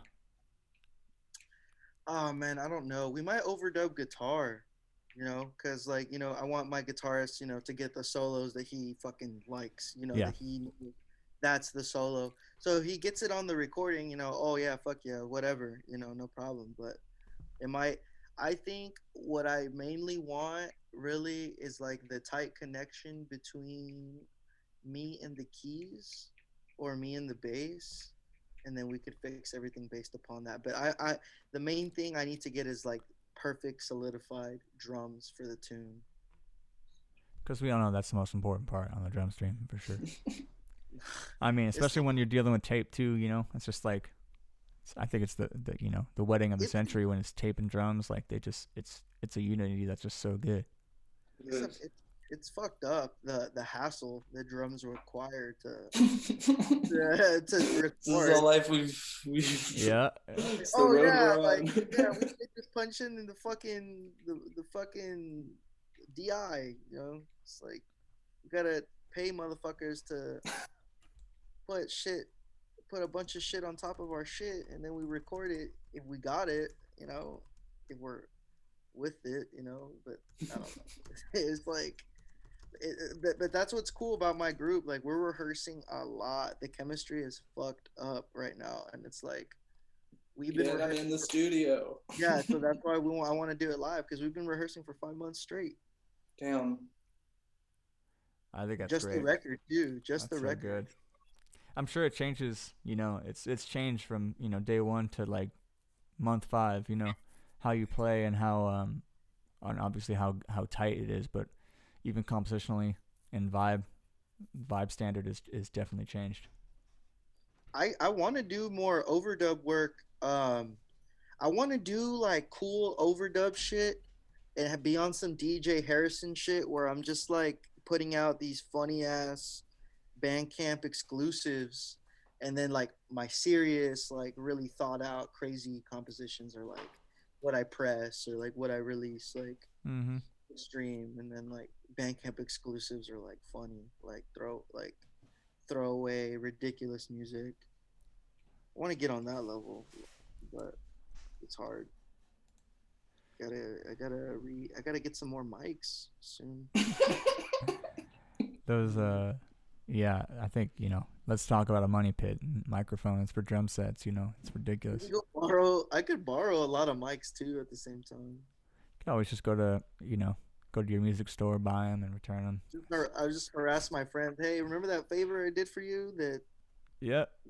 kind of much. Yeah, I'm gonna need your mics Yeah. for this set now.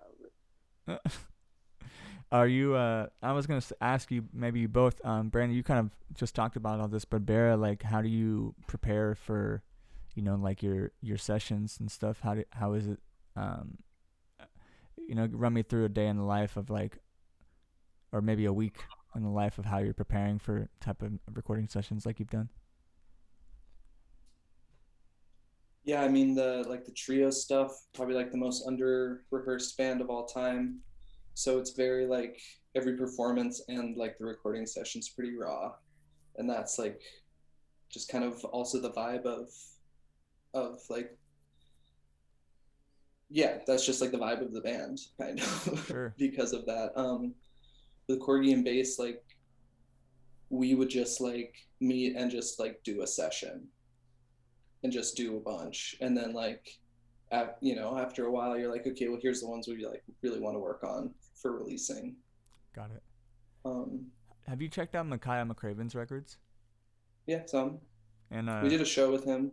I feel like he's a good example of like, you know, just getting a bunch of stuff and then like because he's done everything from like, you know, iPhone recordings to like live session to channel stuff, and he's put it all into one, you know, amalgamation of great, you know, music, which can really like, you know, show his hand on his producer chops, but also like on his like just huge vast mind of like creativity from like to hear this and say, okay, that'll fit there and there and there, or like, I don't know, I feel like that's a good and interesting way of doing it too, like getting all these sounds from the world, putting it in your stuff, like, and I don't know, I really look up to new stuff.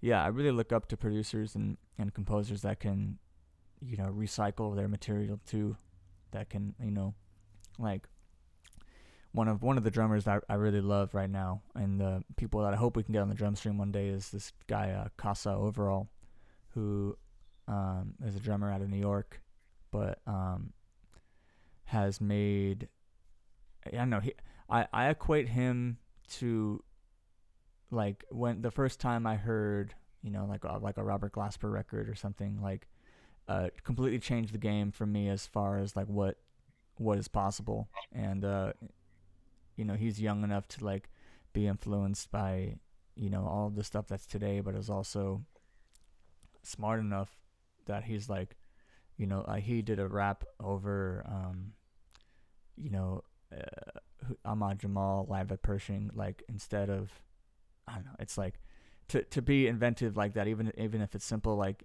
using like a solo piano and doing your own thing over it, like it's kind of incredible to me. Micaiah on that arrangement view. Yeah. So we kind of touched on this too, Barra, Corgi and bass. Can you tell us a little bit about this project and like what, you know, how long you guys have been a band, and maybe some of the compositional process further? Yeah, so we've been a band now for 5 years, which, yeah, what's so exciting about the band is it feels like it's like a moniker that can take on any form that it needs to, which is really exciting because like we've done our own records and beat tapes, and then like we did that record remote with Cyrus, so we just do Corgi and bass times the other artists that we want to work with, and it's like endless. And then also been talking about turning it into like a production house, so where we have like the brand, and we're producing records for people and doing like the conception of the records under the same moniker as a production team. And the process is also very free and takes on all different types of, it's very adaptive in every kind of way. So like in the pandemic, we had already done like almost 2 remote records before the pandemic. So we were like, cool, so we'll just keep making records. Like, heck yeah. How did you come up with the name? So part of it was like Porgy and Bess, but then the other part was when we were like having our first gig, like I think we were using like all Korg shit pretty much. Oh, okay. And then kind of like drum and bass, and kind of like taking like an homage to a lot of things that like we're incorporating into the music. And it's also just like potentially a bad pun, but I like it. So do you guys still use a lot of Korg equipment? No, not so much. Okay. Because I thought it was like a play on like a dog, the Corgi, for the first time I saw it. But yeah, more Korg. But mostly from the synth giant Korg, I give it. Yeah. Cool. And that's a duo at its core, correct? It's a duo at its core for sure. Okay. And then plus anybody that we need to either, like, so with remote, we basically, like when we wrote it, Cyrus was living in New Orleans, and he was sending us like affected like trumpet ideas, like short loops or like melodic ideas. And so me and Alex just started like going through the folders even separately and just like kind of making ideas and just started like kind of sending stuff back and forth. And then the music was like really, really cool. We were all super surprised at how like easy the whole process was. So then Cyrus came back to Portland, and then we learned that music like with a band to play live. So like we weren't thinking about playing live at all when we made the music. Just made the music how it like needed to be made.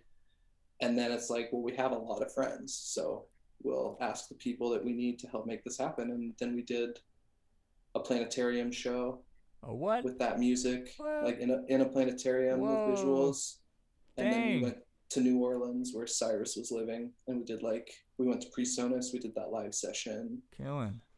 So that's just one record. So now we can do more records with just that setup, and then we can do whatever record we want with the next people. Sure. Yeah, it's really exciting in that way.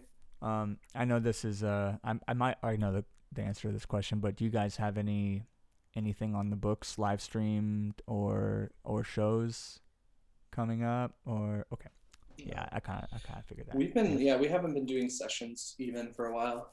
We're both kind of like laying low, but we've been basically working on like a record that we will put to vinyl like over these entire 5 years. So it's kind of like really time to start wrapping that up in a pretty significant way. So I think we're maybe kind of preparing for that while working on our own stuff. Very cool. Well, we're looking forward to the new Corgi and bass stuff. Yeah. I thought that was really interesting because maybe like what is the live setup typically if it's just a duo? Drums, SPDSX, and then Alex usually got like OP1, 404, 303 Chaos Pad. He's like twisting and knobbing. But then we've been adding more like having bass and keys as well in the sets. Programmed or live? Live. Cool. Yeah. Dang, you're not gonna go on Nate Wood on us a time and hit the bass and the drums at the same time? No, there's no way, dude. I know. My arm would die. I don't know how he does that. Like, how do you not have tendonitis? But he's yeah. Yeah, well, not yet. You know, Nate Wood. Can't all be Nate Wood. I could do it separately. I'll do all those instruments separate. Yeah, that's a good idea. A little easier on the mind. Yeah. Well, cool. I was curious to know, like, we wanted to talk about this because it's just so relevant, but in this COVID era, like, what have you felt you've gained in this COVID era, like versus maybe, and what do you miss? Well, Matt, I don't know that I miss that much of anything. I gotta be honest. Okay. I've thought about it a lot, and I've like just sat and felt, and I think that as far as music goes, nothing was working for us. There was nothing about the status quo that was all that pleasant. Like, gigs are fun, but we also complained about them all the time. Mm-hmm. So I'm kind of at this place where it feels like coming out of COVID, it's just going to be a straight up different world. It already is. Like, it's never going to be not a different world. So I'm curious on, especially in like particular scenes, how we can like try to think of like a different way of going back that wasn't like two-dimensional audience performer, that wasn't promoter constantly fucking the musicians, that wasn't $50 gigs with like that you had to take 4 hours of your day to like load in for. Like, to me, that doesn't seem like a thing I want to jump back into. Sure. Do I miss like playing with other people? I think so. But I think what I've also gained is like realizing, like you were saying, like the age of the multi-instrumentalist, especially where that converges with people making produced music a lot more, and seeing like ways that I actually blossom by being by myself and making music where I play all the instruments. And that's kind of like what like happened after this record, where it's like there are lots of ways of composing music, and there's lots of ways of experiencing music, and there's lots of ways of presenting music, and we have not nearly explored them. We've just been doing it how we've been doing it and complaining about it. I think you're the first person that I've ever heard say that, and I totally agree with you, and on many terms. I think like it's with the exception of playing live and the feeling that you get if you're on a big stage with a big sound system, or Energy, man. the energy Yeah. of the crowd, like putting all that aside, like that's obvious that I think we can all miss that and have some sort of longing for that. But Mhm. being by ourselves, relatively, really really can like shine a light on what you need to work on, but also like on just you really, if you can dive into yourself and you can come up with some stuff that's just so uniquely you that you would have never in a million years, if a pandemic didn't happen like this, like would have been able to achieve or even find, so I feel like, and I It's like, something to be explored because it's such a unique situation. Like literally, I hope we never have this experience again, but it is a very unique experience. yeah, and it's completely going to change, the world coming Yeah. forward. It has, So like, how do we want it to change? Because like I'm talking to my friends in Portland. It's like we have this creative jazz crossover scene that essentially has 30 people. Why can't we have more decisions in how this scene goes and how we get like how we like we all live here? Like when you realize it's like this is like literally a music community of people we play and hang and make music with, and we all live in the same place and we're planning to do it for a long time. Yeah. We kind of get to have a big say in how that looks. And I don't think that we've been constantly devaluing what we make so much that we haven't, and trying to survive, that we haven't like organized enough to actually have thriving scenes that are like based on decisions that artists are making, not based on decisions that business people are making. Right.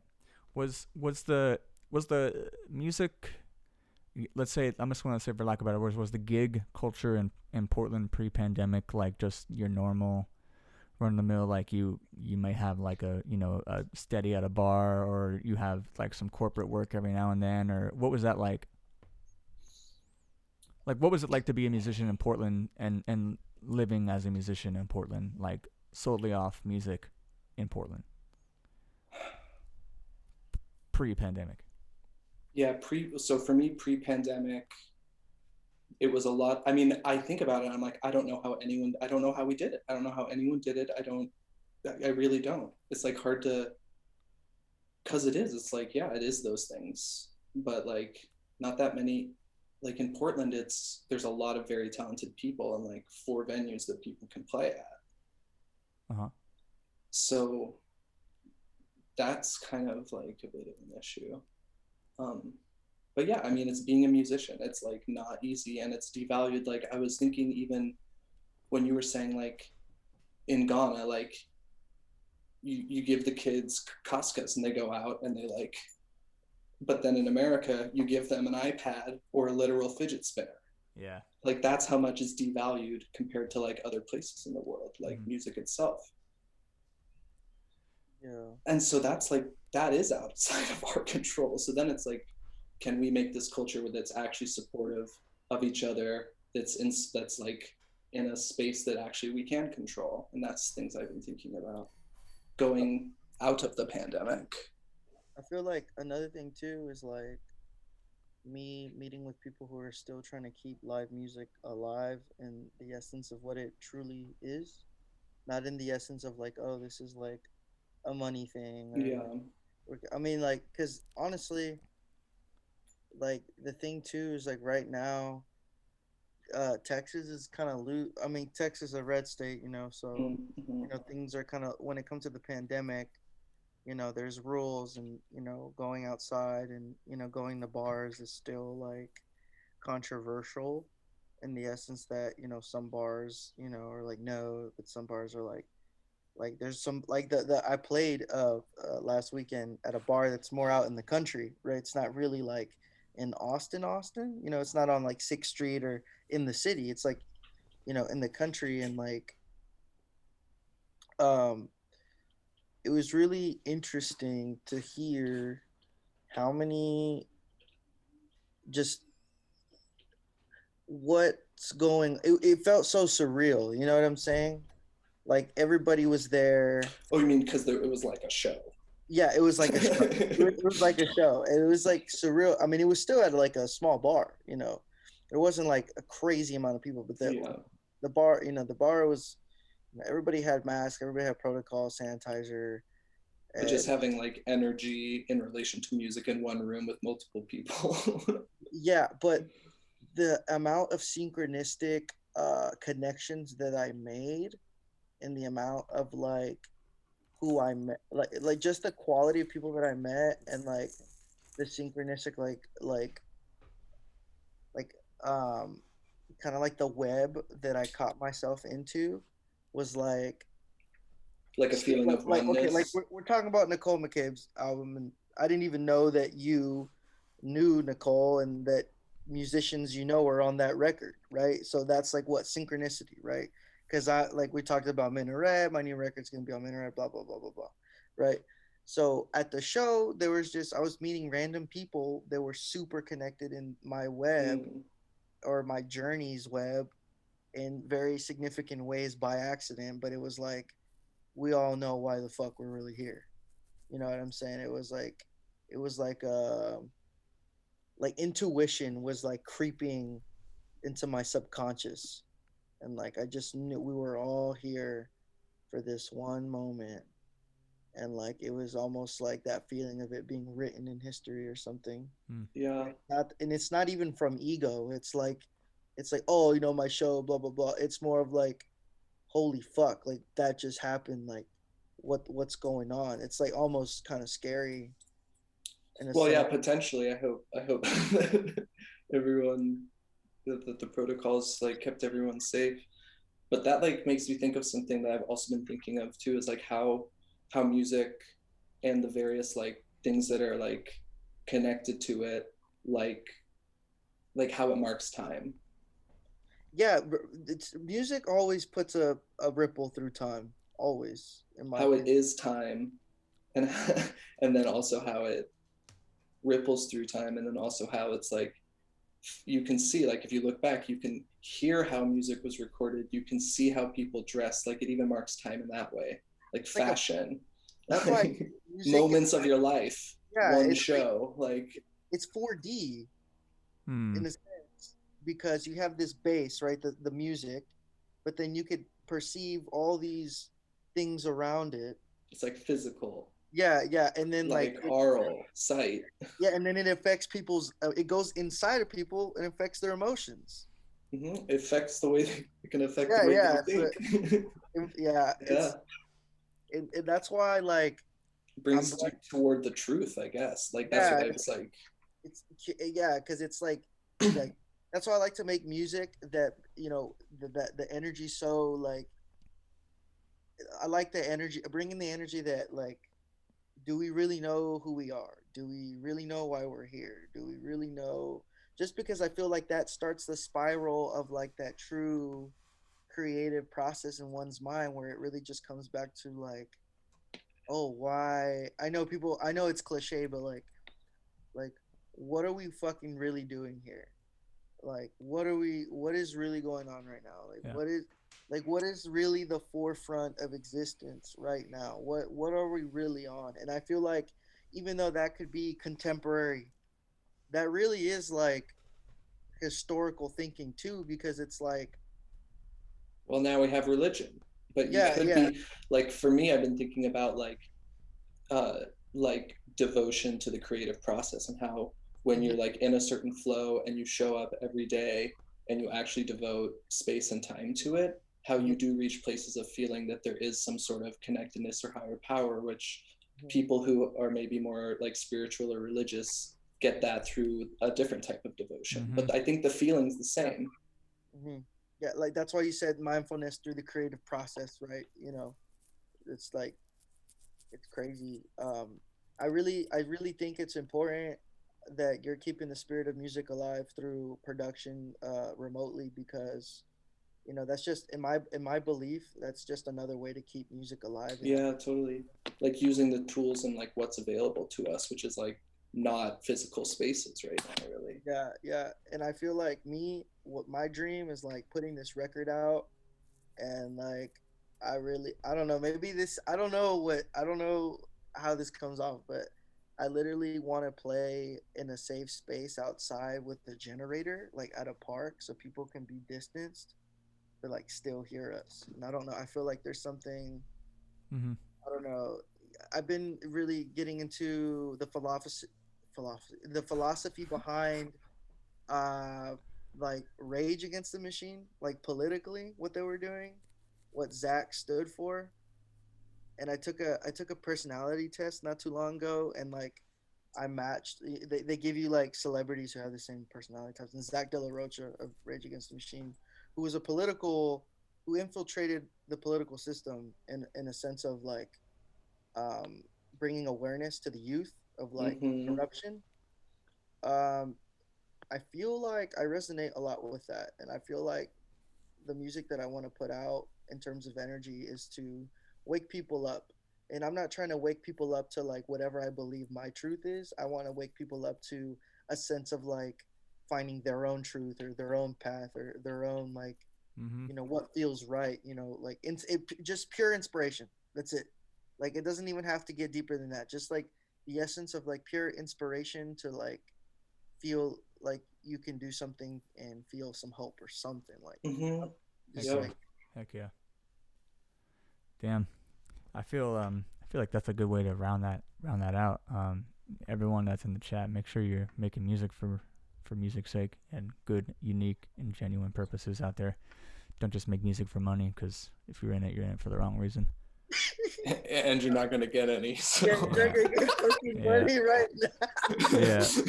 Yo, so we're almost through here, but I wanted to get to some of these 7/4 submissions, which is Oh, probably yeah. yeah, I know we're going in over here on the drum What I stream. tell ya. So let's get to some of these submissions. For I wanna everyone hear it. Let's do everyone it. that's in the chat, make sure if you're here, let's say what up.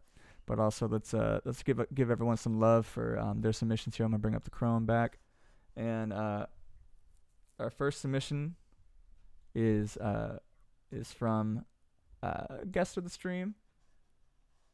Oh, I thought I had it queued up by our guy Forrest Rice.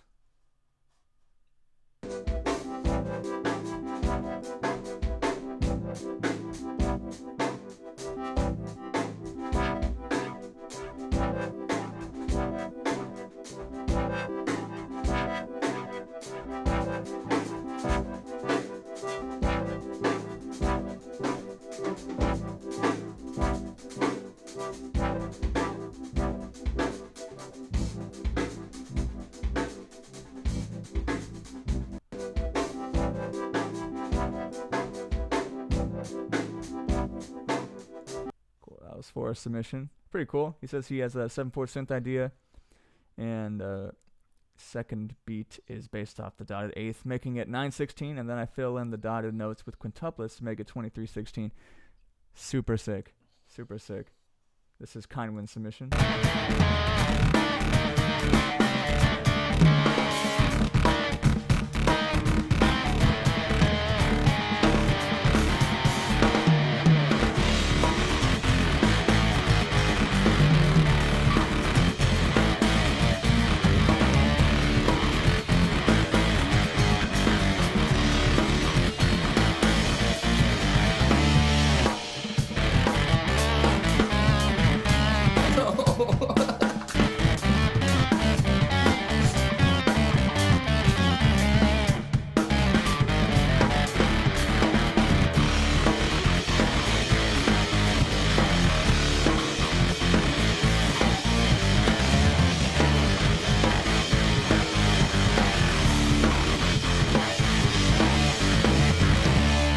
Woo!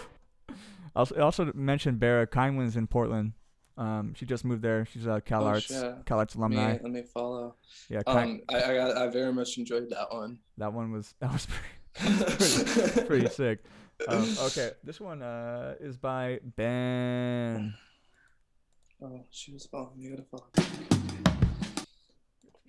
Oh, Ben's in Portland too.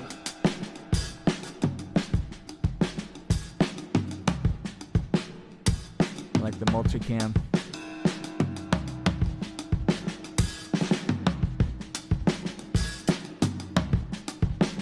Classic.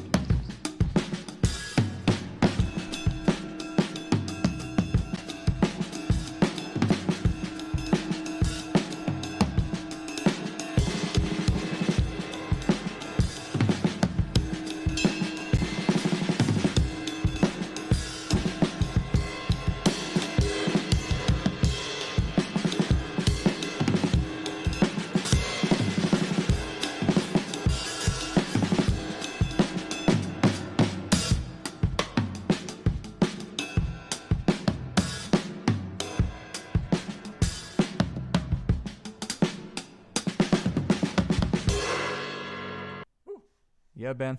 Nice, man. Whoa. This is Deadhead Bear Man.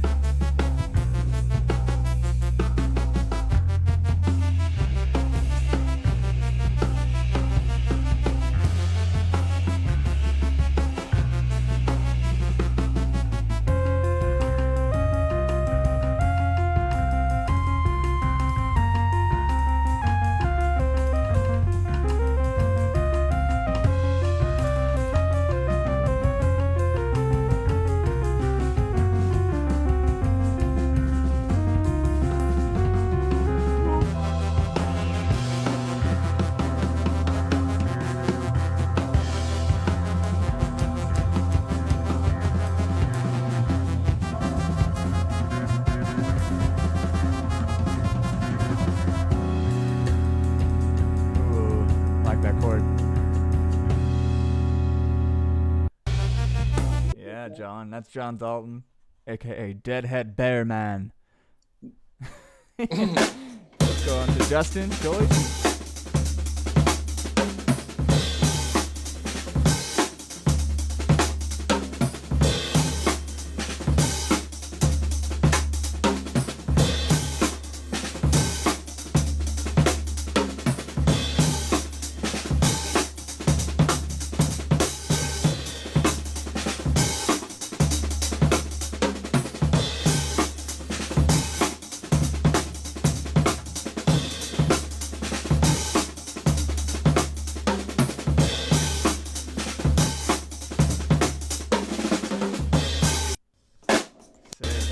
We got Justin with the long 7.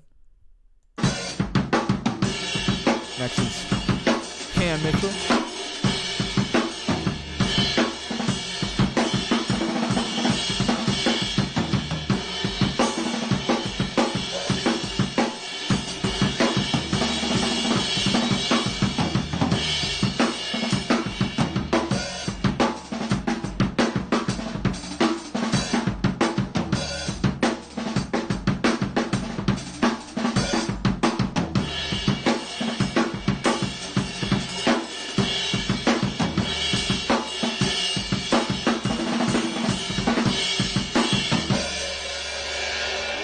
Go Cam.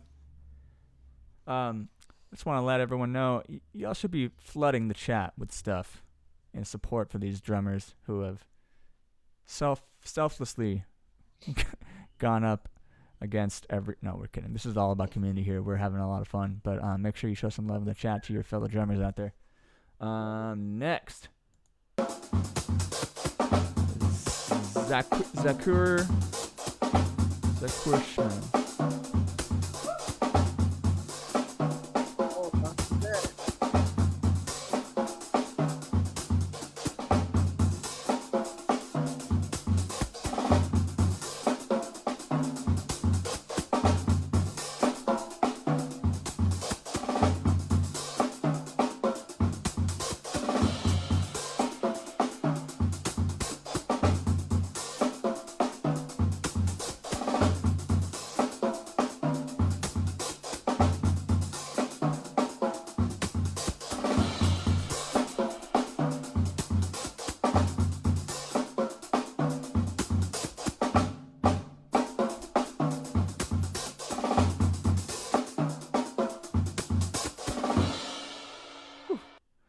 I like that one with the. That was cool. It was like, I mean, that wasn't again like this, just a sick long 7, but I couldn't really hear the. He didn't say where the 1 was, which is great, at least in my opinion. I don't know. Okay, here we go. This is Isaac.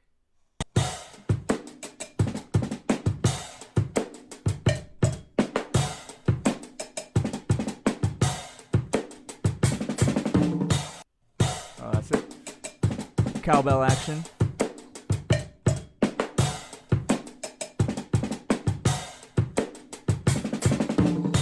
Woo, go I always think it's so funny how we went from 17-inch hi-hats to 8-inch hi-hats in like a year.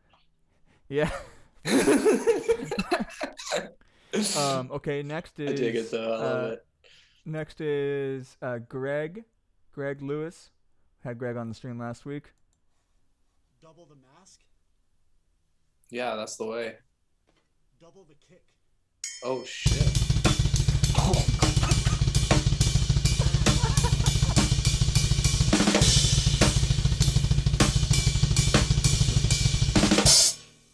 Double the fucking mask. Dang, with the bleep too.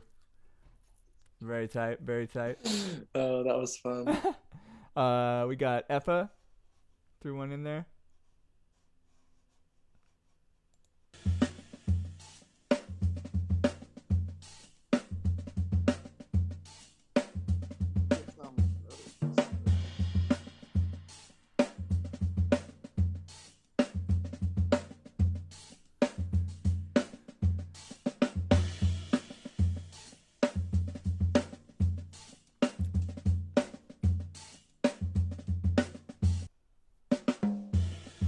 That was a good loop.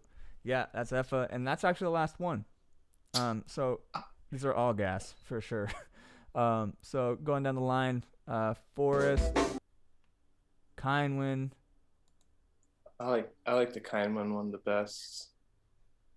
Is that your winner? That's my winner. I also made a video in 7 in December, but I didn't tag anything. Dang, you can't enter. I know I can't. Okay, is that your winner? Is that the person? I get to decide? Yeah. Well, that shouldn't be fair. There's 3 people. No, you're the guest. It takes all the pressure off us, and it puts all on Okay, you. yeah, I had the most fun with that one. I thought it was fucking tight. Woo! Kindwin. Let me get the claps going. Kindwin's our winner this week. Yeah. And so give it up for Kind. Let's listen to someone one more time.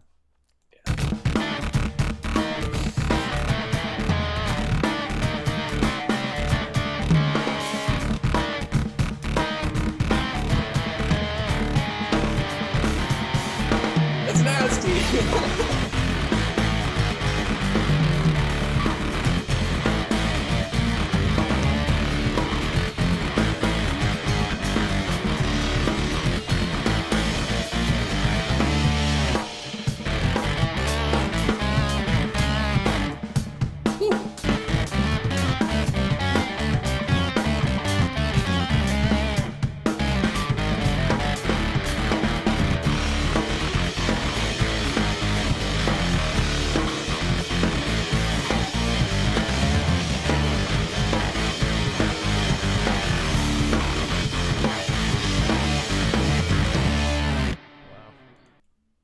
Also,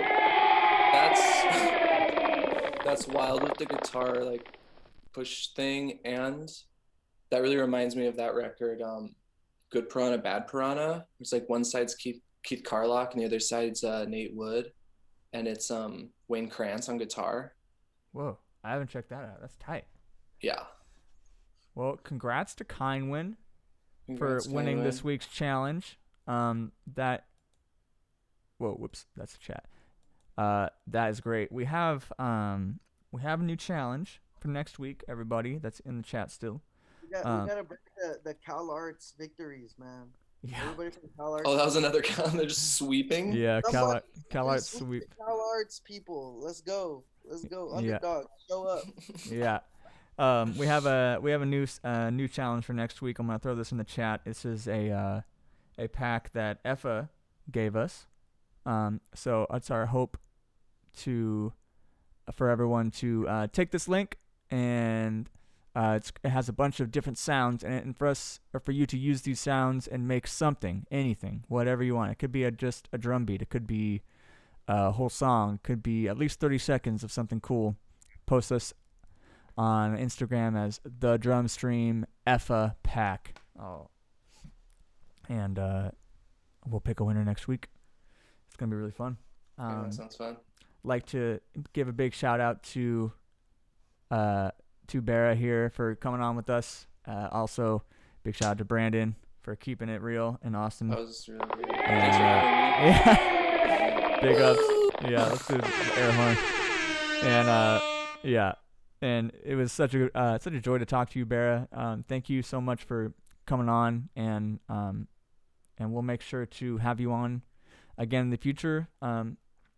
This was so much fun. Let's everyone make sure you go follow Barra on Instagram and peep out his Bandcamp right here, barrabrown.bandcamp. Oh, whoops. I just exited out. barrabrown.bandcamp.com. And check it all out.